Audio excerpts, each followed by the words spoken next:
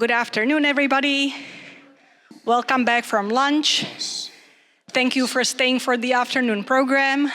I hope you feel inspired as much as me. The morning talk was really touching. And I was just thinking, man, we get so many benefits from just coming together as a church. That's incredible. Sometimes we may think about it as I'm doing something for the Lord or I'm doing something for others. Man, it's actually doing something for ourselves. So thank you, Dr. Eddie, for all the wonderful information. And this afternoon we will be talking about dementia, mental health, what we can do to prevent it and even to treat it. So let's open with a word of prayer. And please stand as we pray together. Dear Heavenly Father, we praise you for this beautiful Sabbath day. We praise you that we are here together and we can hug each other, we can greet each other, we can smile at each other, that we are the ones benefiting from fellowshipping together. It's not sacrifice, it's joy coming together. It's joy being together with our brothers and sisters, and it's a joy worshiping you and learning more about our body, how fearfully and wonderfully you've made us. And we praise you for bringing Dr. Eddie and his wife. Thank you for the safe travels. Thank you for the weather cooperating this weekend. Thank you for the information that he has for us. And we just ask that you may bless us with your Holy Spirit, that you may lead him, and that each one of us will just have something that will touch our heart and that will inspire us to change our habits. We thank you, Lord, for the wealth of information that you have in store for us, and we praise you in advance for what you are about to do through Dr. Eddie. And it's in Jesus' name we pray. Amen. Very good. Thank you. Okay, that was some good lunch. You guys are so blessed here. We have a good Indian food. I love Indian food. This is a photo I took. I was going for a run, and I was running by this field, and I took this picture. And then when I was looking at it more detail, I saw there was actually a grasshopper there. I was there, just perfectly located, as if it was planned. The photobomb at the right moment. Reminder, a lot of the information is found here in this book, Pandemic Busters. And again, my research, I'm going to be citing some of my research. Also the Twitter account, the YouTube page, and the Instagram page. All of that, as I mentioned to you, it's completely free and without any sort of commercial interest. So that information is there from the beginning. Things I put in my Twitter account. This one, very interesting study showing how we have these cells that are called the zombie cells. Think about the zombie cells when you have a bowl of fruit and then one of the fruit spoils. What happens if you don't take it away? You're going to spoil the whole thing.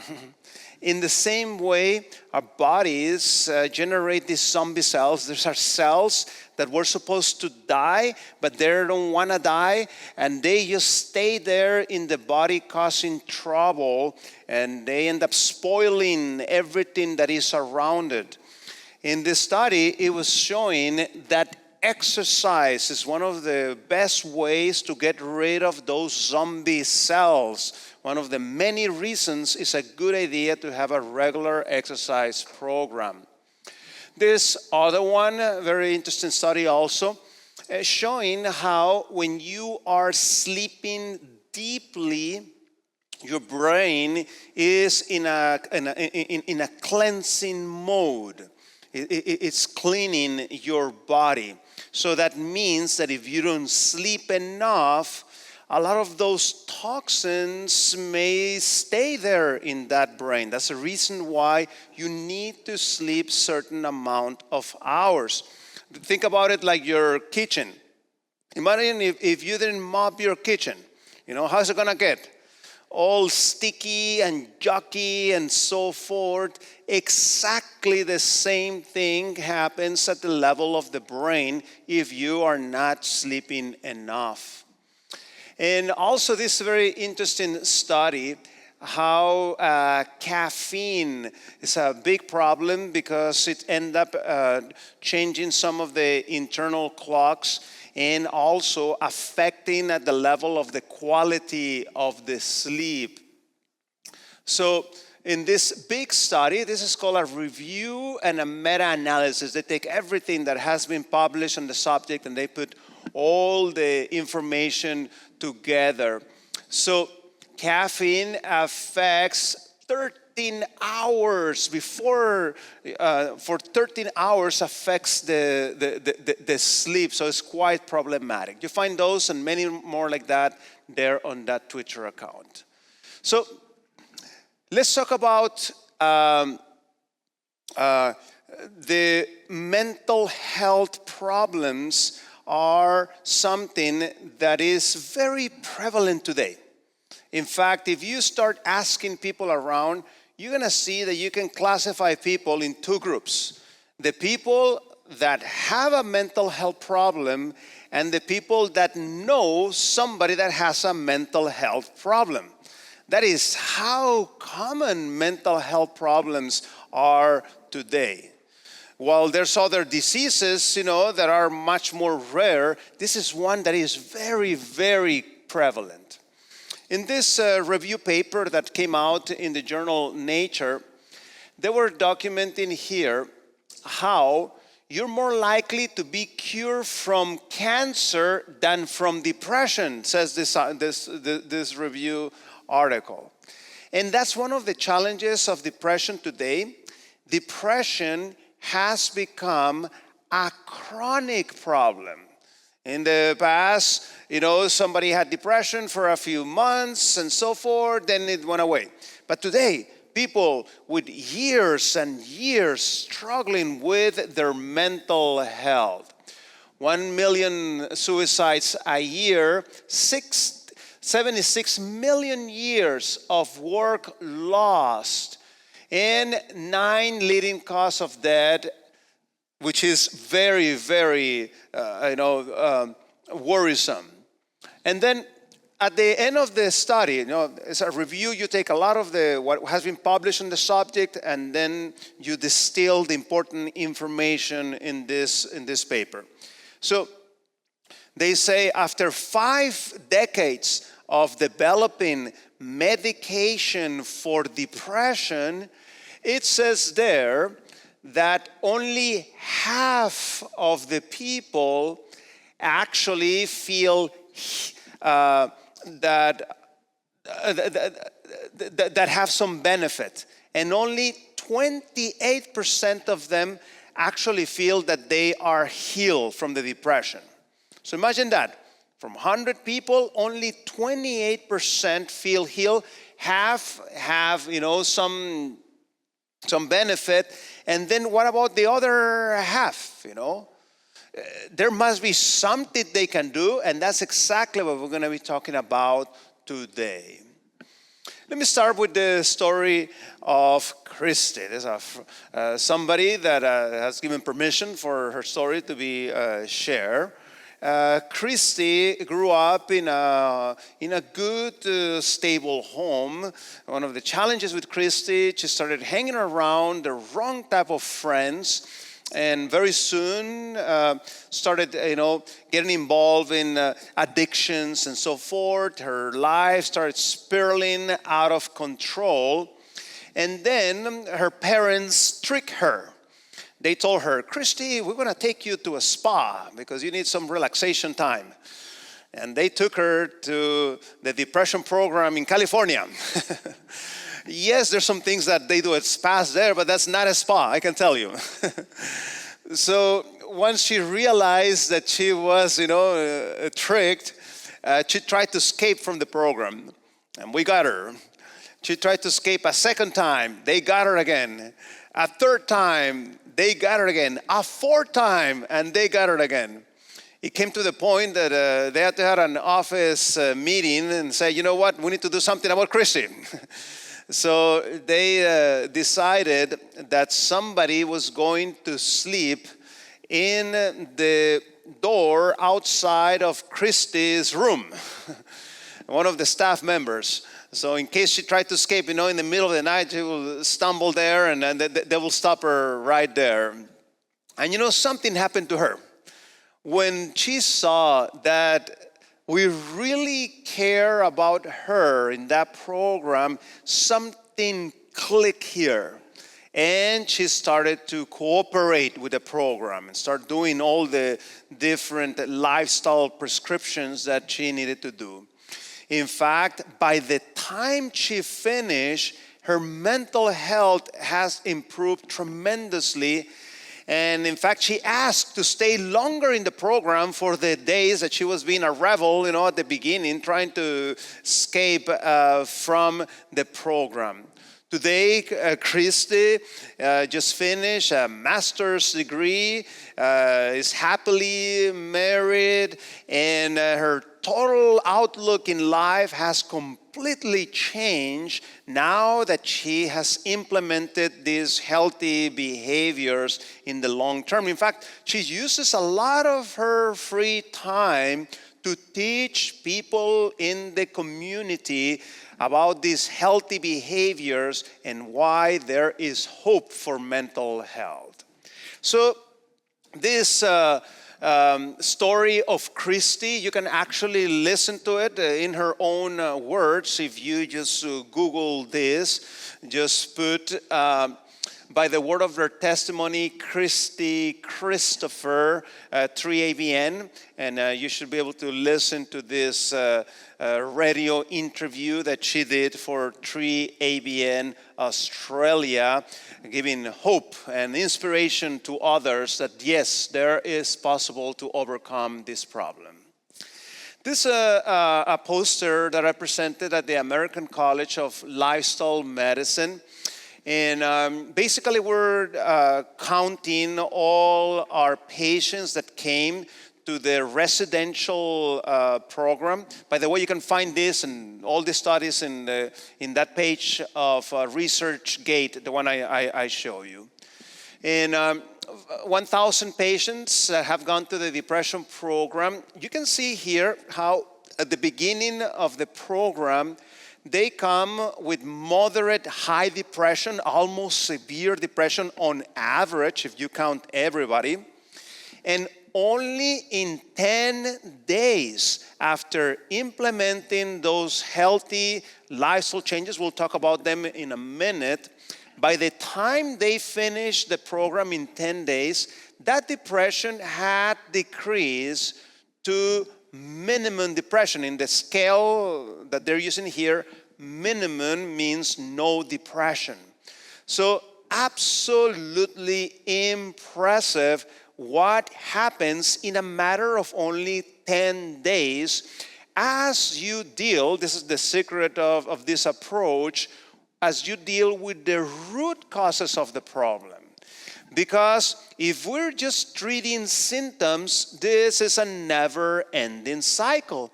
But if you deal with the root causes, that's how you're going to overcome this.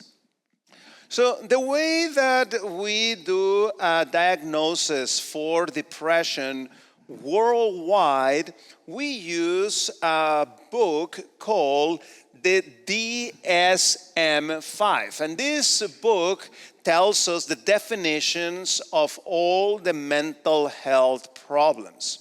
So in this book, it's going to describe what is depression. And the way you make a diagnosis for depression is that for 2 weeks, if you have 5 out of these 9 symptoms without an obvious emotional trauma for the last 2 weeks, if those 2 weeks you've been having these symptoms, that's how you make that diagnosis. Let's go quickly through those symptoms. By the way, you can take this test on your own if you Google PQI. PQ9 test is going to ask you these 9 questions. It's going to tell you what level of depression is there if there's a depression. So, deep sadness. First symptom, the person has this sadness in them, this depressed type of sad mood. And males and females represent the symptom differently. Among males, they usually represent the symptom by saying something like this. They say, "Doctor, something is not right inside of me. I don't know what it is. I cannot put my finger, but I feel something is not right inside of me." While females represent often this symptom by crying spontaneously. They say, "Doctor, something made me cry that shouldn't be making me cry. I don't know what's happening with me. Why am I crying for all these little small things?" That's one possible representation of the symptom. Second, apathy. The person wakes up in the morning and they don't look forward to the day that they are about to face. And some subgroup of patients tell me, "Doctor, my problem is that I'm getting old. And this is how old people feel." No, this is not a normal symptom, and this is not how old people should be feeling. Third one, agitation. The patient is losing its patience very easily for anything. And or another possible symptom that qualifies for this is what medically we call psychomotor retardation, which basically means you move and you speak very slowly. You don't even realize you're doing it. Not unless somebody records a little video of you, you're like in some birthday party or something, and then you see the video and you're like, "Is that me? Why am I moving so slow?" You don't even realize that you are doing that. That will be that symptom of agitation. Next one, sleep disturbances. Patient wakes up at 2 or 3 a.m. and what happens? They cannot go back to sleep. And the reason why that's happening is because the neurochemistry in the brain is not optimum, and there's some of the chemicals that help you sleep deeply are not all present at the right levels. So that's why the person has problems going to sleep. The sleep tends to be very superficial, or they wake up and they cannot go back to sleep. So that's one possible aspect of problems, the sleeping less. Or the other side, the person is sleeping too much. So there's people that come to the program that are sleeping 12, 14 hours in a day. And you talk to these people and they tell you something like, "Oh, you know what? I feel I could sleep a little bit more. I wish I could sleep even a little bit more." Imagine sleeping 14 hours. Your day is almost gone. Just sleeping, that's just enough time to get up, take a shower, eat something, take care of a few things, and then your day is over. You need to go back to sleep. Next one, weight or appetite changes. This one, many times a good subgroup of patients, they may not know about nutrition and biochemistry, but they're using food to make them feel better. What type of food are they seeking after, the depressed patient? The sugary foods, the chocolate, and so forth. Those foods temporarily make you feel better. That's the reason why people seek them. So they eat them, they make them feel better, but then because of the way that sugar enters the body, the insulin lowers that insulin again, and what do they need? Second dosage. And they're like that in that yo-yo, eating throughout the whole day. Those calories end up accumulating, and then the person could reflect this into a problem with their weight. Or the opposite would also qualify for this, in which the person is not hungry and they don't want to eat. And they go and sit down for supper and take 1 or 2 bites. And I'm not hungry. I don't want to eat. So they end up losing weight and so forth. And these are the patients that not even the medication for depression works on them. Because think about it. If you're not eating the building blocks for that neurochemistry, as you're trying to stimulate that neurochemistry, it doesn't happen. So those patients, what we need to focus at is at nourishing that brain so that we can provide those building blocks to that brain so they can make the right chemistry. Next one, lack of concentration. The patient is having a hard time focusing on the things that they need to do. And part of this has to do because the frontal lobe of the brain is not working properly. The frontal lobe is what helps us to focus.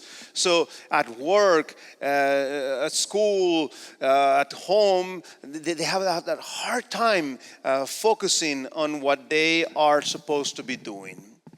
Next one, feelings of worthlessness. They think, that they're not important, that maybe it would be better if they're not here, and things like that.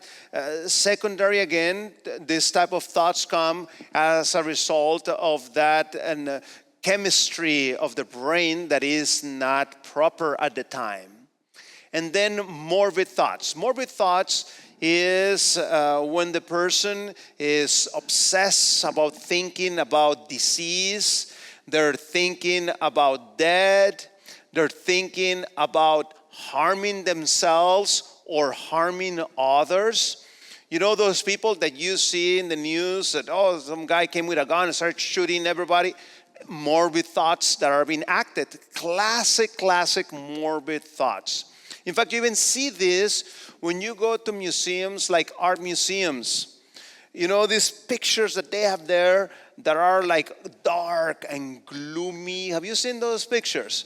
That is a reflection of what's happening here inside of them. Somebody with morbid thoughts painted that and is just reflecting that. Or you can even see it in the tattoos. If you're observant, all these skulls and bones and this type of thing, those symbols of death, that is also morbid thoughts. Something very sadly, prevalent today. And last one, fatigue. Now, the interesting thing is that many times the patients, they don't show up at consultation for these other ones, but they show up for this one, They say, doctor, I have this tiredness in me that I don't know what's happening to me. I just went for vacation and I thought, this was going to help me, but I don't have this, I have this tiredness that just doesn't go away. What's wrong with me? And as you start asking for the other questions, sure enough, they have those 5 or more of those active in their lives at the same time. And if somebody has 2 to 4 of these symptoms for 2 weeks, is what we call a minor or subsyndromatic depression. That means they're not fully depressed, but everything is not okay. It's somewhere there in the middle that they are. And another issue is that sometimes they need to be honest about the situation. Like one time we had this couple that came, and the wife was standing in the back, and the husband was sitting down in front. So we were suspecting a depression, so we started asking these questions, Are you having problems, with your sleep? Are you waking up too early or sleeping too much? And the husband said, but the wife said, are you are you gaining weight? Are you losing weight? Do you have this appetite for this sugary type of foods and so forth? No, said the man. The wife said yes. So after 3-4 questions, we had to stop the interview and said, wait a minute here. Somebody is telling us the truth and somebody is not telling us the truth. Who is who? So the wife immediately jumped in there, giving clear examples how he had the behavior, but he was just trying to deny it. And the thing is that you have to be honest. So in order to have the true measurement, you can take that PQ9 and lie, and it's not going to give you the right score, and the test results won't be reliable. So this is something that the world is waking up about this. Lifestyle medicine is becoming, the physicians are becoming aware of this. And in this very important paper, in which multiple organizations, leading organizations were involved, they were encouraging physicians to prescribe lifestyle medicine. That is a huge need that we have. And the problem with depression is that it is not decreasing. Depression was first measured worldwide in 1915. And every year as we measure, we find more and more cases of depression. Now, let me ask you this. When did we have more fun things to do? In the year 2026 or in 1915? I mean, there was, not even television and all these things that we have today. In fact, some of these things may not be helping with the mental health, is a reality, isn't it? And the problem is that we're also seeing a decrease in the age of depression. Back in the 1940s and so forth, depression used to happen more often in somebody going through the changes of midlife and so forth. But today, the average age of depression is 25. And it keeps on decreasing, this age of depression. And who has more depression, males or females? Females. 1 out of 4 females is going to suffer depression at some period of her life, while males is 1 out of 8. One of the reasons why females tend to have that is more often among females has to do with the change of hormones as they're going through the menopause and so forth. And there's a very interesting study that was done in San Francisco. I used to live relatively close to this beautiful bridge, the Golden Gate Bridge. This bridge is so big that when they paint this bridge, by the time they finish here, this paint is already too old. So they're constantly working on this bridge. And something sad that happens in this bridge is that some people come and they commit suicide here. Attempt to commit suicide. And that's a long way. That's a very tall bridge. So a psychologist realized this and realized that there were some people that survived the jump. So he did a very interesting study. He wanted to understand What does somebody that is trying to commit suicide, what are they thinking? So what he did, he identified a good number of those people to be able to interview them, and he started asking them some very good questions. First question that he asked was, did you want to commit suicide, yes or no? What was the answer? Yes. Second question, were you happy that you didn't finish your suicide attempt? What was the answer? Yes, I'm very happy. So then he asked a very interesting follow-up question. He said, wait a minute, you're telling me that you wanted to commit suicide, then you're telling me that you're happy you didn't finish that suicidal attempt. When did you change your opinion? That's a good question, isn't it? When did you change your mind? You know what was the answer? He said, as soon as my feet left solid ground, I realized I was making the worst mistake I have ever done in my life. So that's the reality with depression, that it increases something called impulsivity. The person ends up saying things that later on they regret.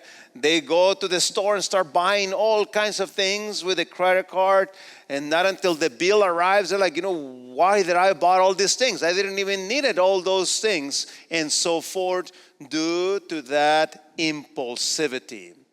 So he published his findings here about the survivors. Let's see if this is going to work. If not, no problem. Can you do me a click on the screen to see if it's going to run the little video? If not, no problem. No? Let's see.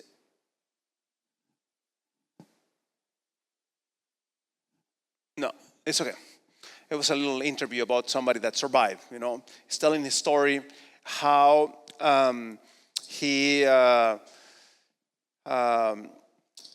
he jumped, and he's describing how he felt like needles piercing his skin, because he tells there that the fog of San Francisco with the cold become icicles.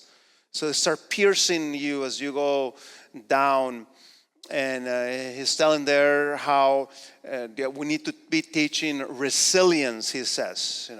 If we were to encourage people to deal with their problems more properly at the level of their head, we could avoid, many of those suicides from happening. So it's a paper that we publish, in which we are publishing our hypothesis. And this is the heart of this depression program. And basically, the way that this paper was published, we searched the scientific literature for all the big studies that talked about causes for depression.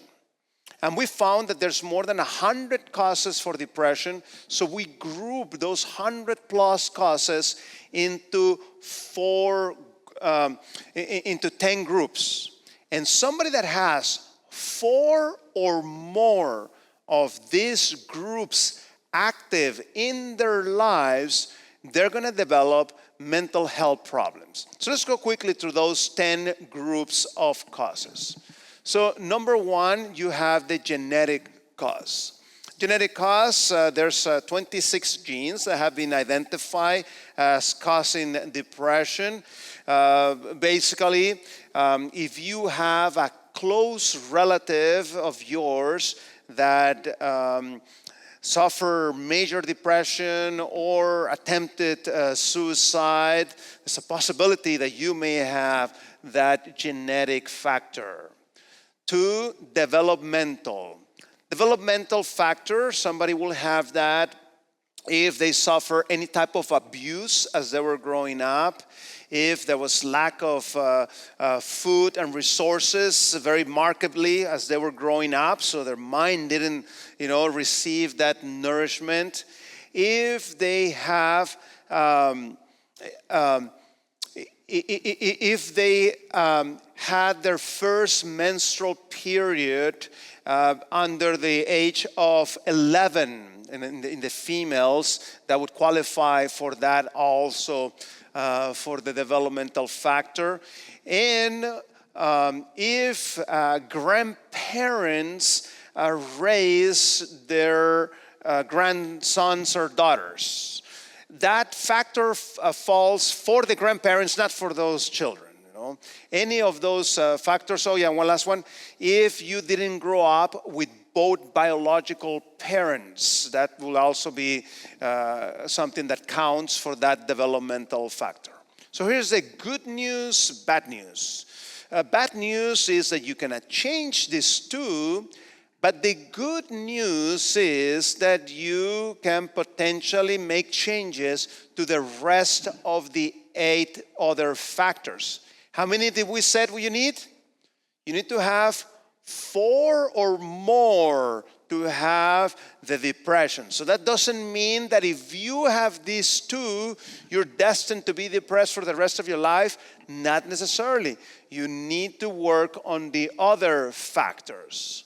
Next one, lifestyle. It will qualify for the lifestyle factor if you don't have a regular exercise program, if you don't expose yourself to bright light early in the day on a regular basis, and or you don't breathe fresh air from outside also on a regular basis. You're too much inside buildings. So that's why we need to get out, even if it's snowing and there's snow and things, you still need some exercise.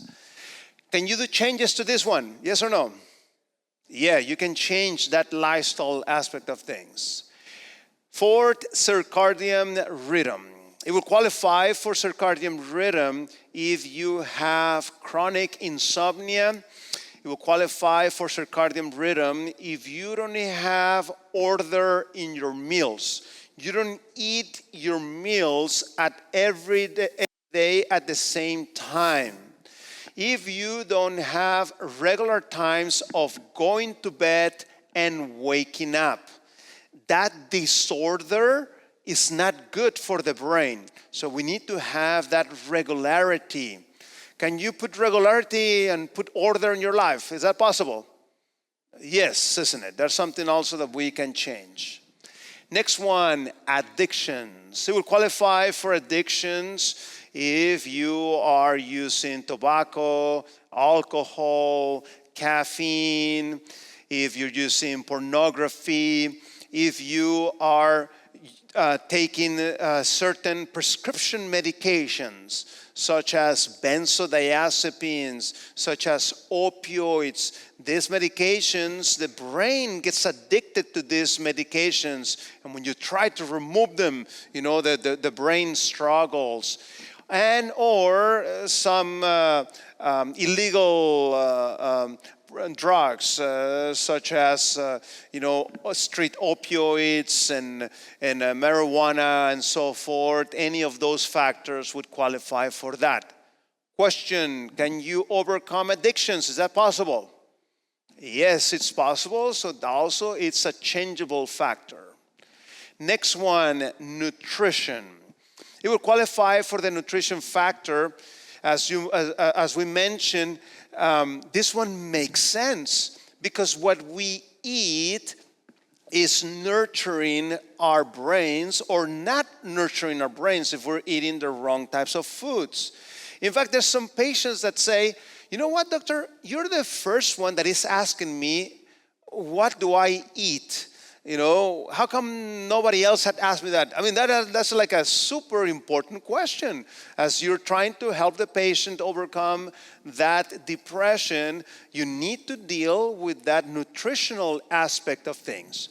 It will qualify for the nutrition factor if you are in one of these, low carb type of diets and in which you're eating all this excess protein. That will qualify for that. It will qualify for this if you are eating too much animal products, period. it would qualify for this. If you're eating too much junk food on a regular basis, that would qualify for this. And or if you're not eating the proper nutrients, not from pills, but from real food.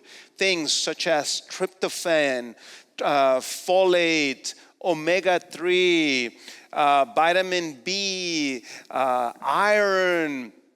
You need to eat these foods in order to make the right chemistry at the level of your brains. And it's amazing what happens as you help the patient change their diet, then the mental health starts to improve. Question, can you change your dietary habits? Is that something possible? Yes, it's also something that you can do. Next one, toxins. There's multiple toxins that could have a negative effect at the level of the brain, but among the most common ones, we find things such as mercury. And where is the number one source of mercury in today's world? Anybody knows? Fish. There's actually papers that show that every fish today has some level of mercury. I was actually presenting some research at the toxicology meeting. If there's some experts on this, are these people. These people are the ones that are in the rivers, catching the fish and taking the measurements and stuff like that. And as I was, having that conversation with them, they were not like, oh, you're a conspiracy theorist, Dr. Ramirez. No, they know this thing. They're the ones taking the measurements and so forth. And in today's world, we also are being exposed to things such as the microplastics. That's something that we need to be aware of and start making, some changes, because those microplastics, they're accumulating everywhere in our bodies, including our brains. And that's not good. We're learning as we go about that. The most common exposures for microplastic happen to be dietary factors.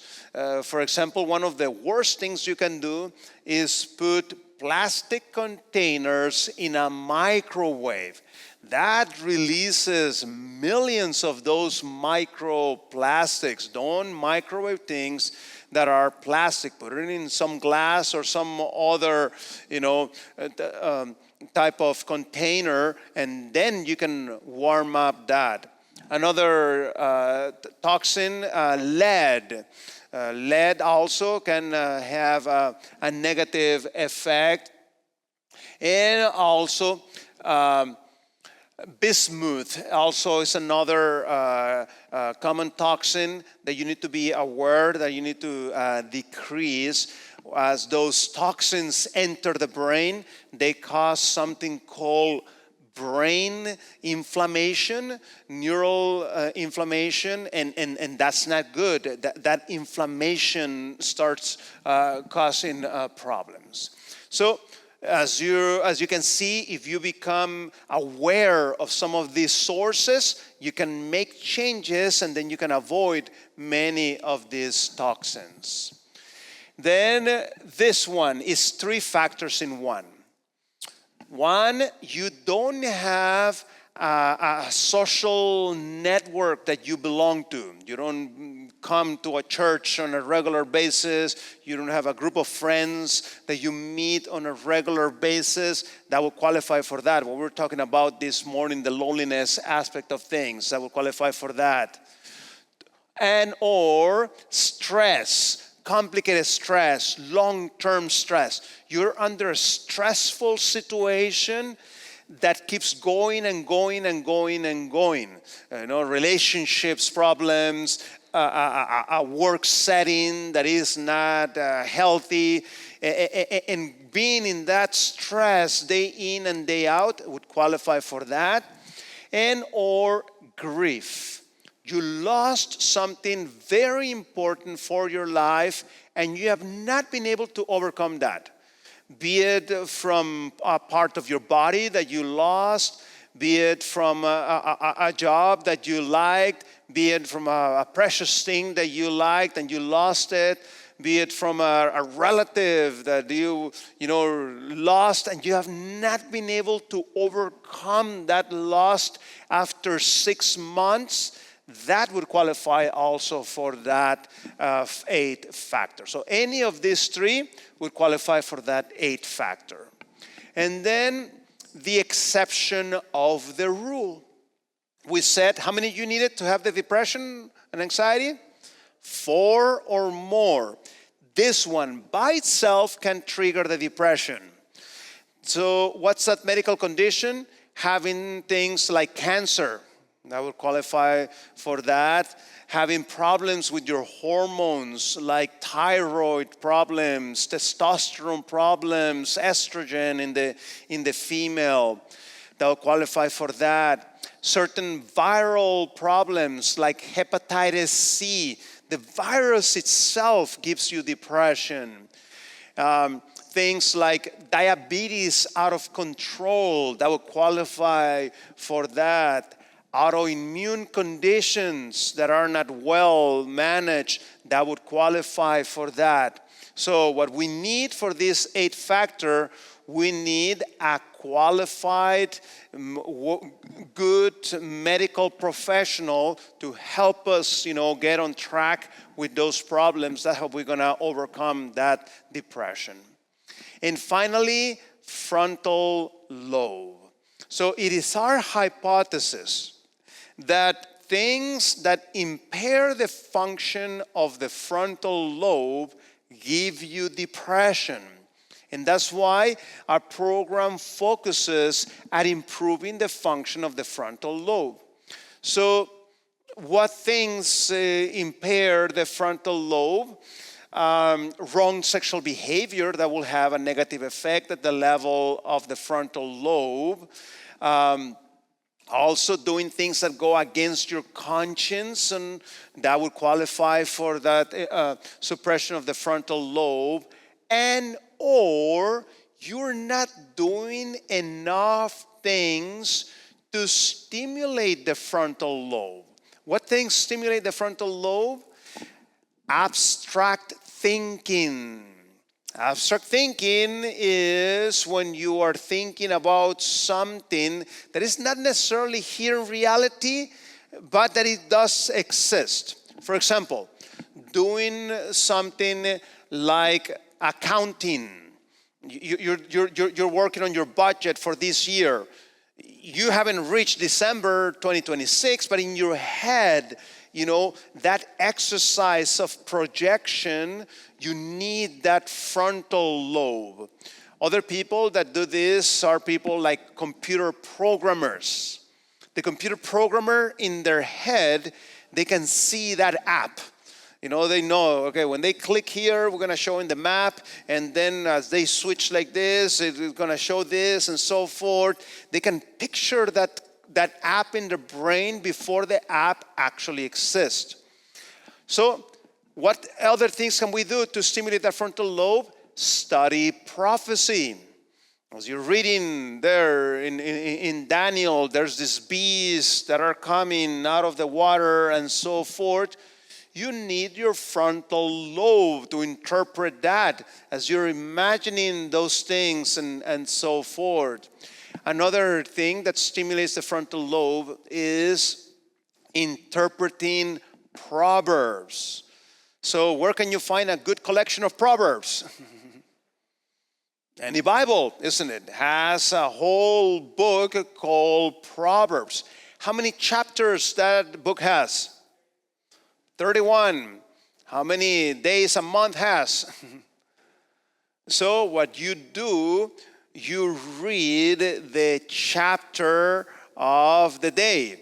So if it's 31st, you're going to go and read Proverbs 31st. Even if you're not a believer, believe me, you're not going to, learn bad things from that. It's all this good counsel there, of how to behave and the importance of saying the truth and all these things that this book talks about. And when you read Proverbs, you cannot read Proverbs too fast. So you have to read and think. Read and think. And as you're doing that, it's like lifting weights at the gym. You are actually stimulating your frontal lobe. And that's the exercise that we give to our patients, to read that Proverbs to stimulate that. So as you can see, we can do changes to these 8 factors so that we can decrease those 8 aspects of things. And this is a study that came out in 2024, and to me it was very interesting because they're using a very similar framework to the one that we have been, talking about and we published a while ago.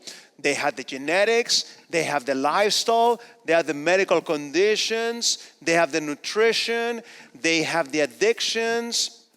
They have the developmental, this is developmental. They have the circadian rhythm. They have the social and grief stage and so forth.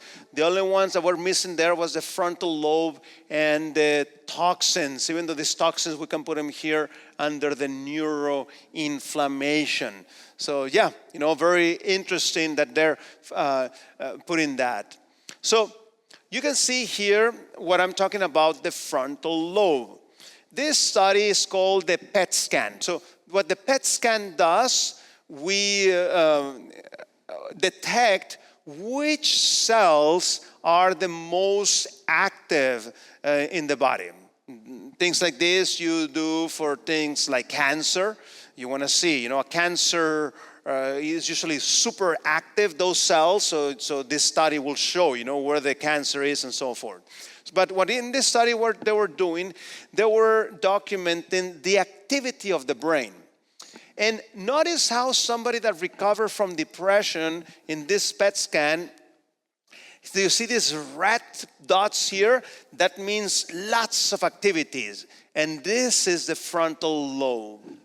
Now, compare that to this brain. Somebody that is depressed, notice the hypoactivity of that frontal lobe of the brain. It shouldn't be like that. So the question is, what came first? It's like the egg chicken question. Was the less activity of the brain causing the depression, or does the depression cause that less activity of the frontal lobe? There's a researcher, his name is Dr. Dravetz, and Dr. Dravetz was documenting how the less activity of the brain is what's triggering the problem of depression. So that's why things like hydrotherapy, we'll talk about that in a minute, are fantastic because you start activating that frontal lobe. But we need to be aware of things that can suppress the function of the frontal lobe. You find this on my YouTube page. So this reporter, this is from ABC News, a mainline television channel in America. This reporter takes this functional MRI, and then she drinks just 1 cup of coffee, and then she repeats the functional MRI to see what's happening with that brain. Here is her brain before the caffeine. Notice it's nice and red everywhere. That's good. That's the way I would like to see your brain if I were to do a functional MRI. Look at that brain after 1 cup of coffee. Do you see the difference? 38% less blood flow to the brain. You think that's good? No, that's not good. We said, That's the reason why I want you to go for a walk, so that you can increase the blood flow to the brain, not the opposite. This actually causes that suppression of the frontal lobe as less blood flow arrives to the brain. And look at this interesting study. They were comparing going for a run or taking an antidepressant, both for depression and anxiety. What did they found? Both of them work wonderful regarding depression and anxiety. And it's interesting because the group that was doing the running, not only the mental health improved, but also their weight, their abdominal circumference, and blood pressure benefited from the exercise. So you get all this extra bonus from doing the exercise. And this is what I tell my patients. You cannot get better unless you do exercise. You have to do exercise. It's part of the treatment and the prevention for the mental health problems. And the problem is that today we have become too sedentary. And as you start seeing the origin of the problem, you can start to see why we have so many mental health problems. Because people are doing exactly the opposite of what they should in order to have a good mental health. Addictions, spending the whole time there on that cell phone and so forth, no exercise, junk food, sleeping is terrible, they don't know how to handle correctly their relationships and so forth. You can see one after another, after another, after another, you start seeing the four aspects, the four factors or more, and then you end up with mental health problems. Now, somebody in the old days, they used to do this. They would literally, this is an actual advertisement from the old days, they would literally insert this tool under your eye and they would smash your frontal lobe. You think that helped you? No, it was actually the opposite. In fact, you can Google this.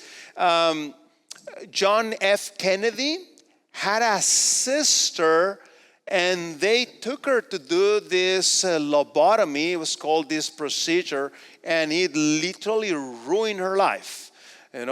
She went completely disabled after that. In fact, there's a good book there in Audioverse, if you enjoy listening to audiobooks, about this young person.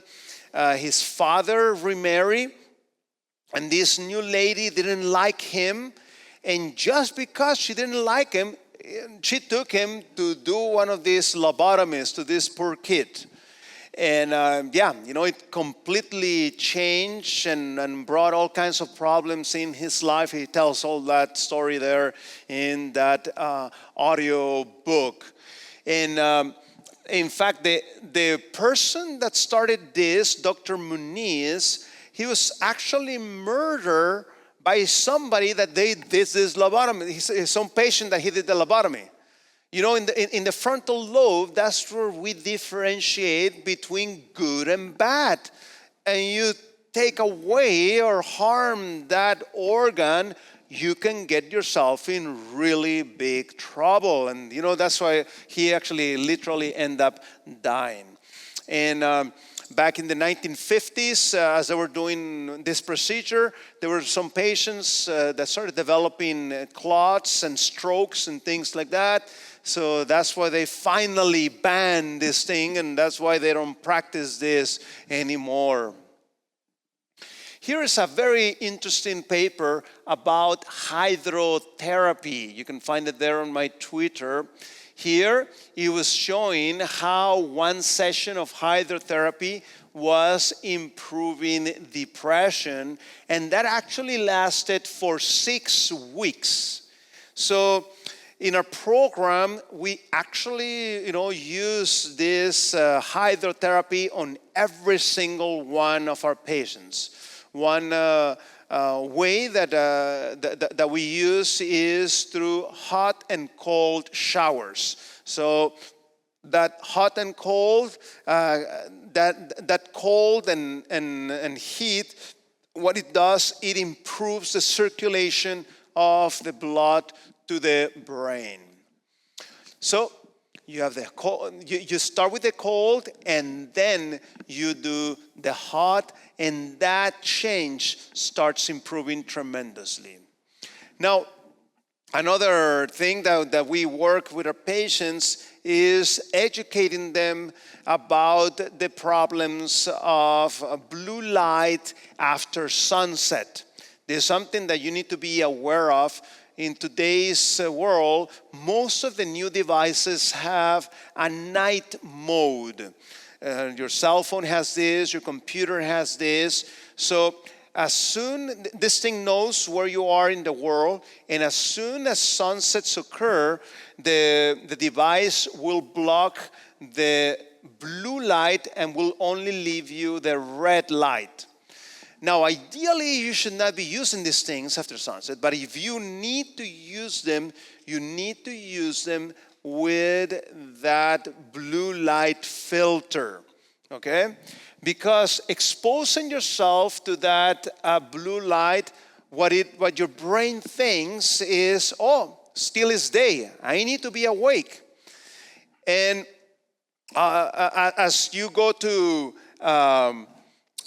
try to go to sleep, then you cannot sleep because your brain is in the wake mode instead of getting prepared to enter the sleep mode. And there's some very interesting research coming out on this.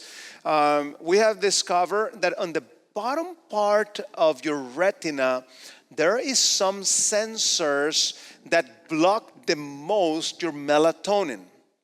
Now think about it.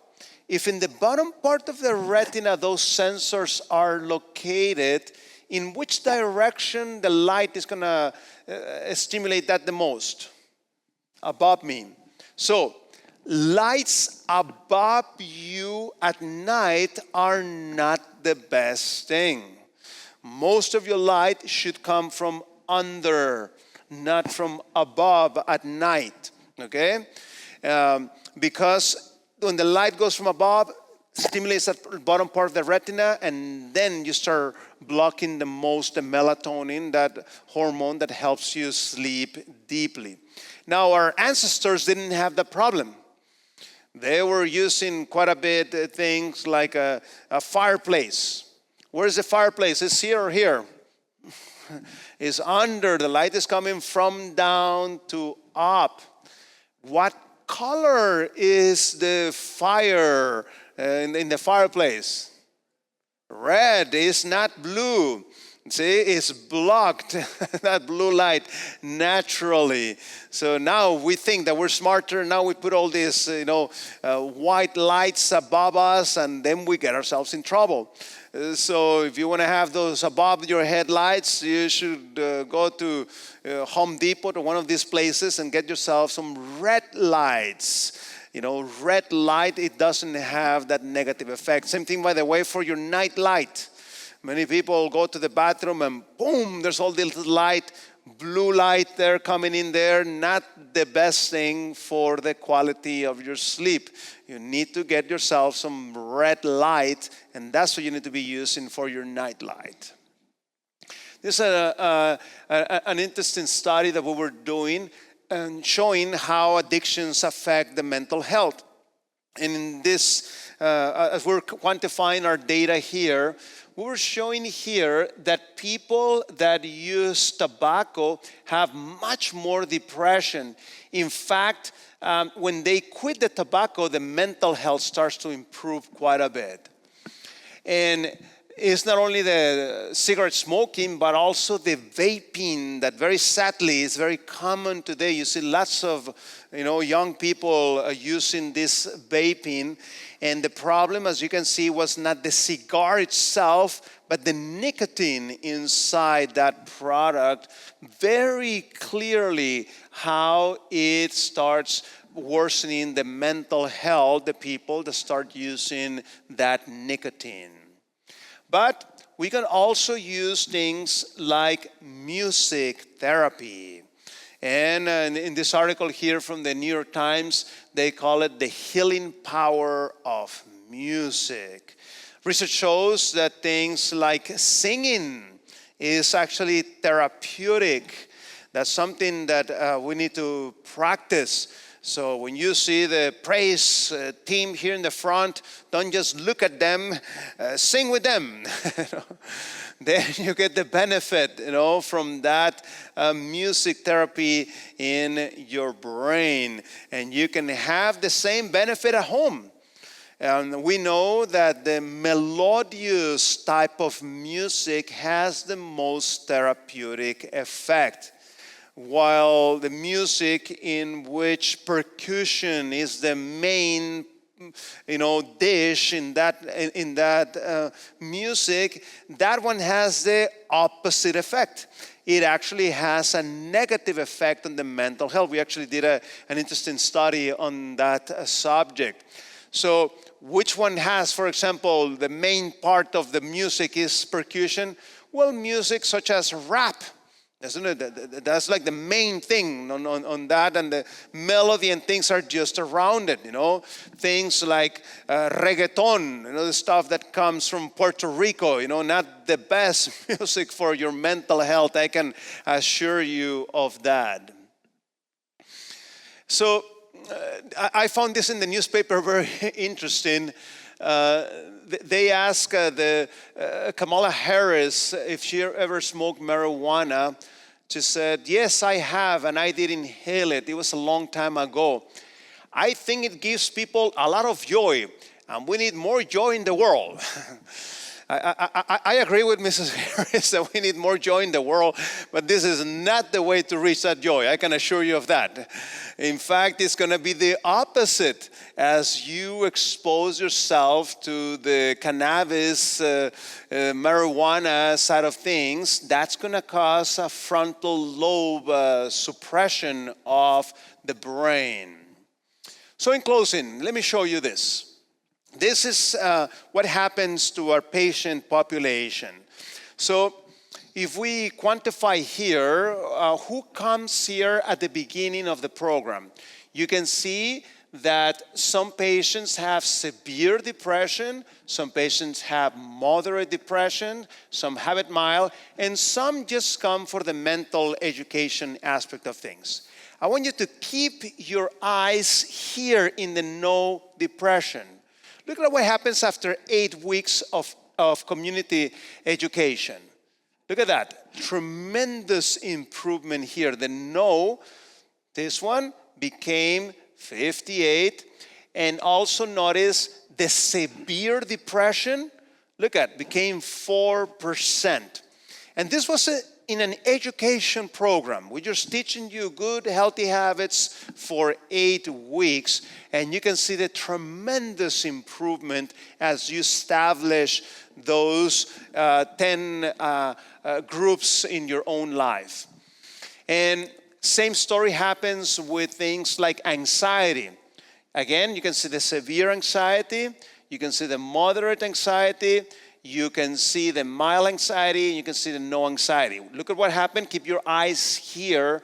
After 8 weeks, you can see tremendous improvement here regarding anxiety. And you can see again, if you notice, the severe type of anxiety, only 3% end up with that. The rest shifted down.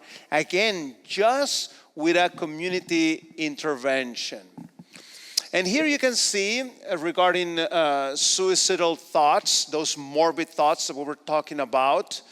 You can see that this is the community program. 7% had it all 9% of the time. 7% of them had it all the time. 9% of them had it half of the time. 16% had them a quarter of the time. Keep your eyes here in the no suicidal thoughts. After 8 weeks, look at that. Tremendous improvement. Just like the Pac-Man is eating the, the anxiety away. Again, as you deal with the root cause of the problem, as you start implementing the exercise and the sleep and the spirituality and the aspect of things, and as you start activating that frontal lobe, these are the results that you are going to get. So as you can see, there is hope for anxiety and depression as you deal with the root causes of the problem. Thank you very much.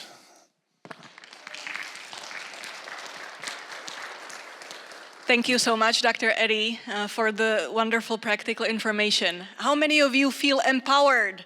Like we have some like real power, like real tools that we can use. That's awesome. Any questions for Dr. Eddie? If you have a question, just raise your hand and I'll come to you with the mic.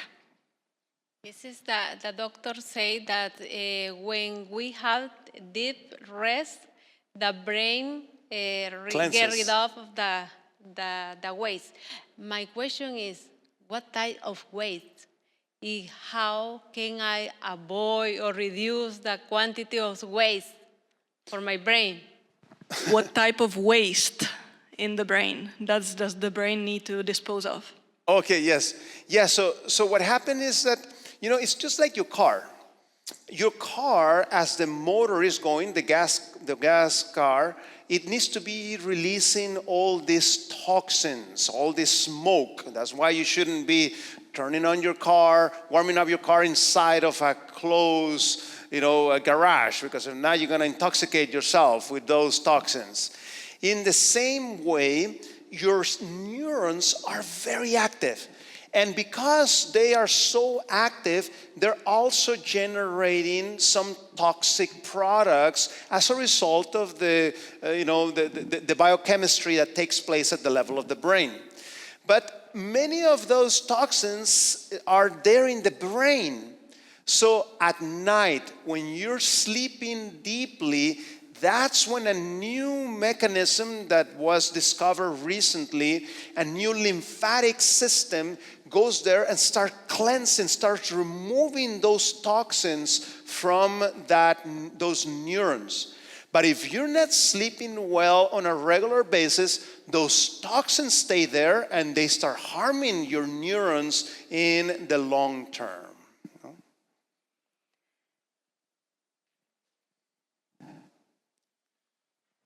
Thank you, first of all, for everything you are sharing with us. The number 4 thing that you mentioned, deep sadness, apathy, agitation, sleep disturbances. That's right. Well, I have sleep apnea, and it's affecting me. That's right. I don't know. Like, for example, sometimes I wake up and I feel like I cannot breathe. Yeah. Even after I wake up and I try to breathe, it's still difficult. That's right. And so that during the day, that affects me. When I'm at work, I cannot concentrate. So, but that's not, is there something that you can suggest in relation to sleep apnea? Because it's really bad for the health. I can also feel it physically during the day. That's right. Thank you. Yeah, that's actually an excellent question. That's a problem that many people are facing, that sleep apnea. The person is snoring loudly usually, and then suddenly they start breathing for a few seconds, and then you have a big one there, after a while. How do you know if you have that? Ask your partner. They know that very well. They listen to you in the night. So there's also some sleep laboratory you can go to, and we can make the proper diagnosis and so forth. So I'm very glad that you're bringing that, because that's a very serious problem. Because what happens, the airways collapse, and the body is not breathing properly. So that's why the person wakes up very tired, and because of that tiredness, they cannot function properly. today we have many possible tools that we can do. One of them is a CPAP machine. And it is this device that you put in your mouth and nose. It's uncomfortable at the beginning, but you can get used to it with time. If you have been prescribed that, you have to use that. But by personal experience and research also shows that lifestyle programs are an excellent tool to help with that. One of the common causes of sleep apnea, as I was mentioning, is as the person is gaining weight here, unfortunately, they also gain weight here. So that excess weight that accumulates here is what's helping collapse those airways. So as we lose weight, then that excess weight here in our throat also starts decreasing, helping many people overcome their sleep apnea. I was just literally 2 weeks ago presenting a clinical case. The medical convention of the physicians of Puerto Rico took place 2 weeks ago. And I was presenting the clinical case of one of our patients that did the lifestyle changes. And in 2 months, his physician was able to stop the CPAP machine because he no longer needed that. As he lost the weight, he was able to now overcome that problem of sleep apnea.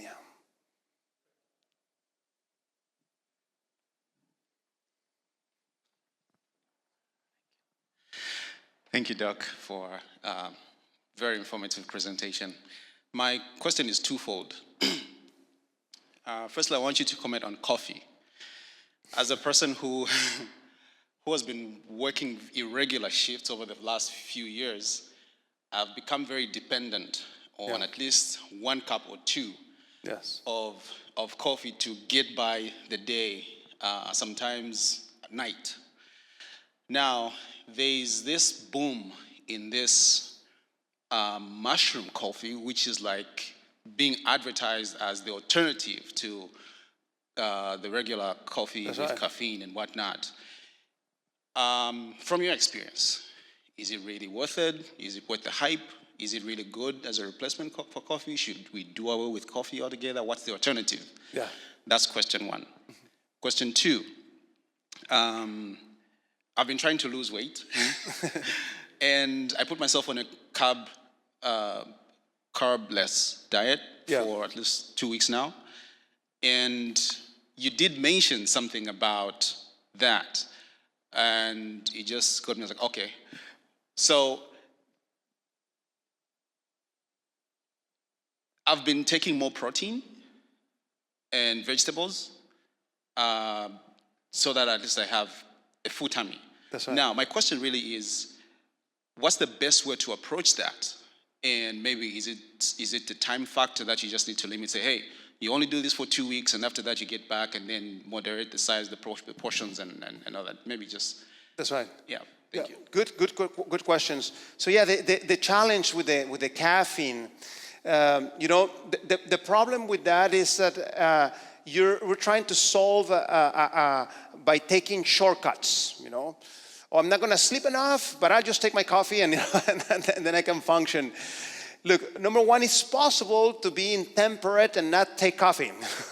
I know as a physician, I need to do this 24-hour duties at the hospital, and I do it without a single drop of coffee. So it's possible to do it, without the caffeine.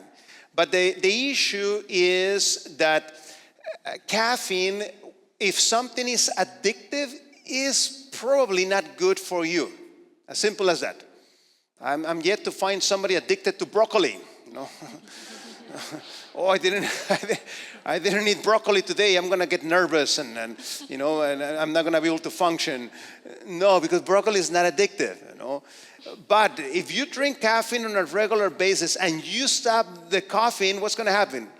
Man, you start getting, all this nervousness and the headache and symptoms. That tells you that stuff is not good. In fact, I give you homework. go to my YouTube page. There's a video there about caffeine. It's like the 5th or 6th video there. When you go to the list, I give them all the details there on the issues of the caffeine. So what about this mushroom coffee? It's a much better option as long as it's just the mushrooms, because sometimes it's a mixture. They still have the caffeine, but they have the mushrooms, so that's no good, you know. If it's just that, there's also this Roma coffee, which is some cereals that they toasted, and it tastes just like coffee, but it doesn't have the caffeine in them. And then about your second question, actually, Dr. Kaleoba actually has done research on that subject. You know, as you put people on this low carb type of diet, and when you compare them against the plant-based option, sometimes there's loss of weight that takes place, but sometimes, unfortunately, it's the muscle what you're losing, or sometimes it's just water. The body is just getting rid of water and so forth.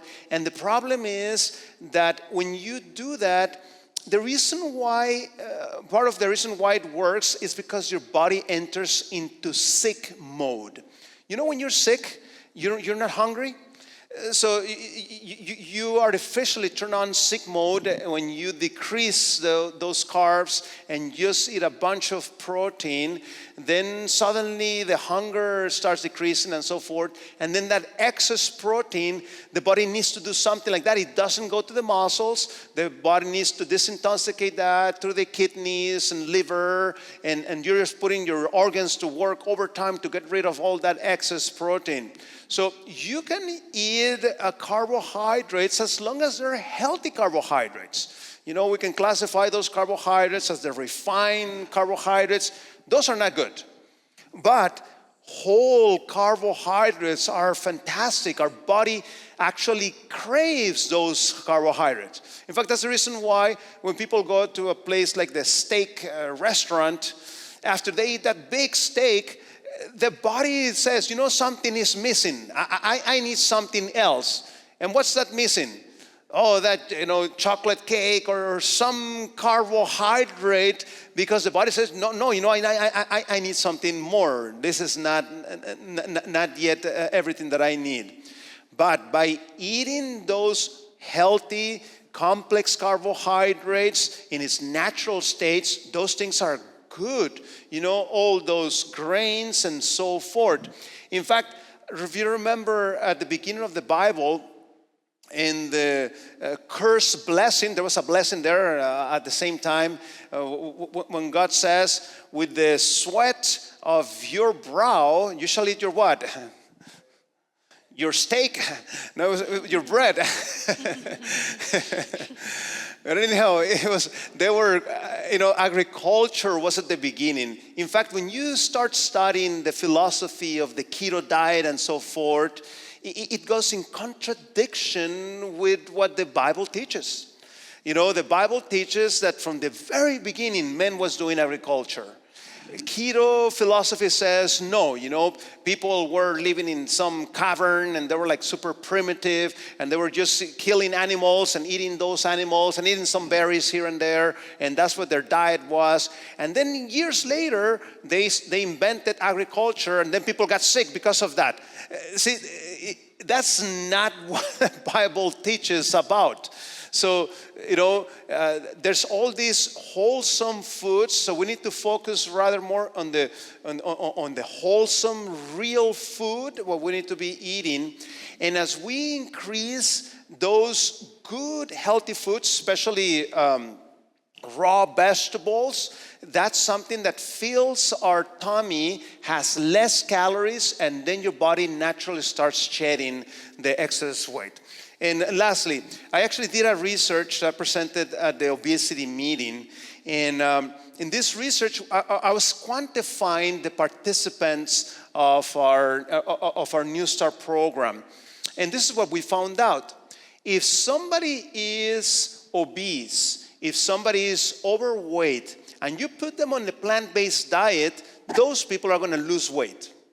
But if the person has normal weight, or in fact, if they're underweight, and they're following the whole food plant-based diet, they actually don't lose weight. And actually, the underweight actually gains weight, and the normal weight person maintains the weight, which is the beauty of this approach, which means if you're overweight or have excess body weight, as you reach your normal level, then you'll stabilize there.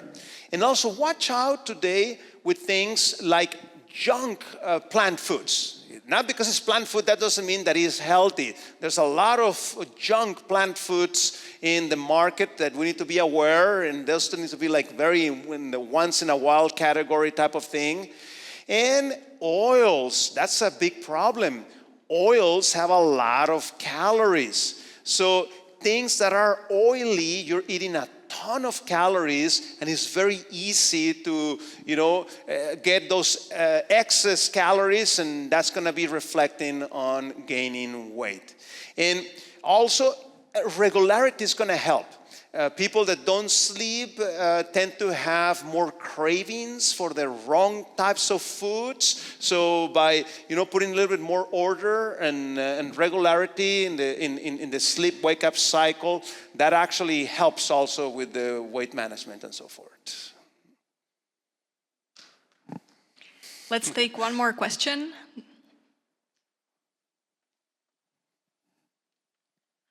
Oh yeah, I just wanted to ask pertaining, like you did mention something about like women being more prone to having hormonal issues, and I think I read somewhere where like even in girl teenagers they do experience like hormonal imbalances, and that affects them, like also like maybe could be an addition to depression or anything like that. And then also like having been on chemotherapy, I feel like my body has just never been the same again because, and the thyroid issues and stuff like that, the hormones, it's just like it's been so difficult to get to a place where you can control the hormones. So like in all these three different circumstances, is there any way that, like what's the best remedy to help like balance the hormones in all these different instances? Very good. That's excellent and very common issue. So yes, problems like thyroid, unfortunately, are quite common problems of today. And if you have issues with your thyroid, you are going to need that thyroid medicine. It just needs to be given, at the right dosage. Sometimes you need to have, a few tests to finally have it in the right dose that is for you. There's some research from Norway, and we apply this in a program that shows that borderline thyroid problems sometimes are corrected by intense interval training. But if the problem is severe, I would be lying to you if I told you, just take some iodine or do this and it's going to go away. It doesn't, And we need to be careful because in the internet, it's full of all this misinformation. See, influencers, what they're after is clicks. So sometimes they're saying all these heresies that go against the common knowledge and so forth. And not because he has, 3 million followers, that doesn't mean that it may be the best counsel to follow and so forth. In fact, there's a very interesting research came out just a couple of years ago showing that if you have thyroid problems and you don't take your thyroid medication, there's a 81% risk of dementia. I mean, this is serious. So, again, hormones like thyroid, you're going to need that help, with the medication. Now, if we're talking about the changes that happen as you go through menopause and so forth. Again, Dr. Kaleova has done some fantastic research on that, showing how things like soy, they can actually help you as you're going through that process of menopause. As you take that concentrated type of soy products, they can actually help you with that. And thirdly, people that have gone through the process of chemotherapy, sometimes that chemotherapy end up affecting, multiple glands in the body, and how to approach that. You need to have more of an individualized type of approach with them. Depending on the type of hormone that was affected, sometimes it's necessary some sort of substitute, or sometimes you're able to make some changes and you're able to, overcome that problem. So yeah, that's something that needs to be very much, individualized, with the help of an endocrinologist, and they're the ones that will give you, the best, advice as how to deal with that. Thank you so much, Dr. Eddie, for the wonderful information. And I will ask you and your wife to come up front, and all of you to huddle around them, and let's pray for them, their ministry, their 3 daughters, and let's send them out with a big blessing. So let's huddle together. Father in heaven, thank you for this information, and thank you that we are fearfully and wonderfully made, and that you've given us wonderful bodies, and that even when we've done wrong things, the body can still recover and we can regain health. I just pray that you'll bless Dr. Eddie and his wife and their children, that you'll help him to provide good health information in many different places, so that people may see the things they should do, the steps they can take to recover health and to improve their lives and recover from depression and various problems, so that they can live not only well in this world, but also prepare for the world to come. Thank you for your goodness and your blessings. Please keep us all safe today as we go home, in Jesus' name. Amen. Amen.